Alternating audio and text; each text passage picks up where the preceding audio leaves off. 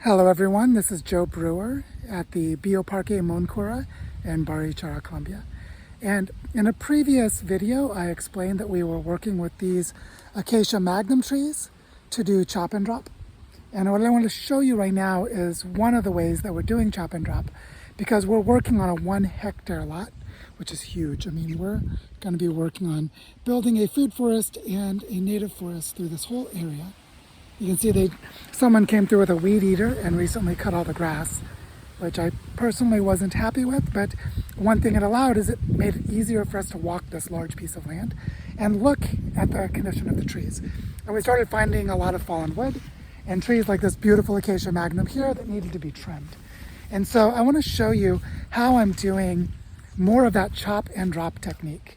So if you recall from the previous video, Acacia Magnum is a perfect tree for as it grows. It gets all of these branches that dry out. I don't know how well you can see them. They sort of dry out like this, where they just have these dead looking branches on them.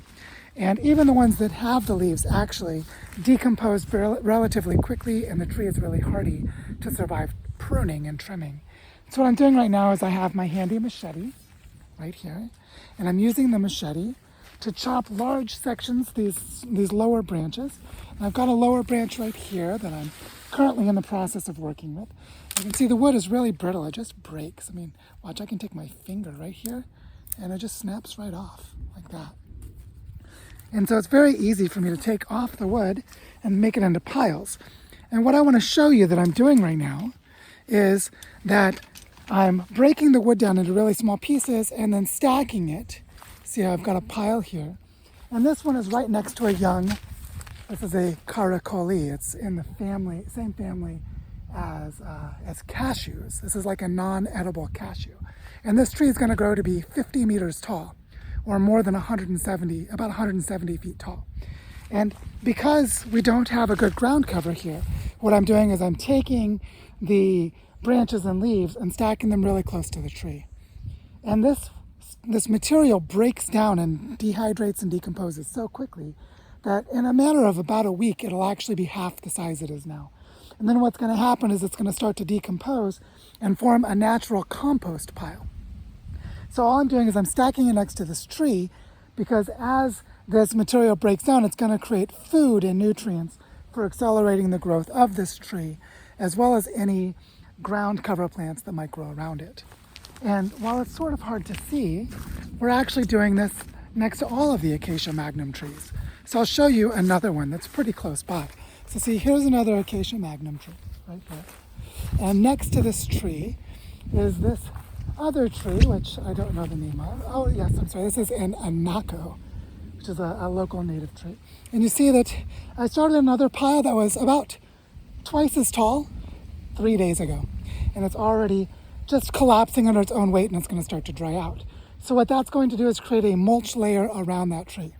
And I have the option to just forget about these and leave them next to all of the trees in this area so that the trees grow more quickly. Or I can come back here in 6 months or a year, and I can gather this material as compost to use for other projects, because our food forest project is about 150 or 200 feet away, about 70 meters away, over in this other corner. So I just wanted to show you that this way of doing chop and drop, of cutting off the branches of the Acacia Magnum tree, is something that allows you to selectively prune the tree and use all of that organic material to make little compost piles, and then stack them next to other trees. And I don't need to stack it under the Acacia Magnum because it's going to drop a lot of its own leaves and is making a really nice mulch layer under the tree itself. And so I just wanted to show you this little technique of taking material from one tree, selectively cutting and pruning it, and then stacking it very neatly next to another tree.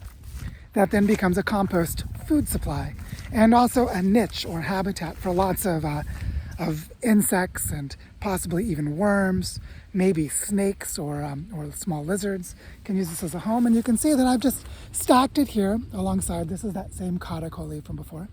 And it's stacked really neatly, but just as it decomposes, it'll just fall in on itself and make a compost pile.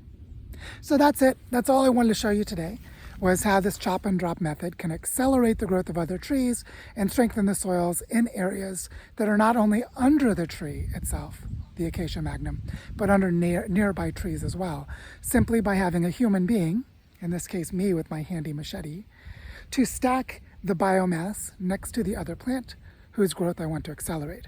And over time, the idea is to take all of this clear area and build a forest. So that's it for now. I hope this inspires you to see that there are very practical and easy things you can do with a little bit of ecological knowledge and access to a place to do this work. So I hope this inspires you to go and regenerate some degraded land where you are.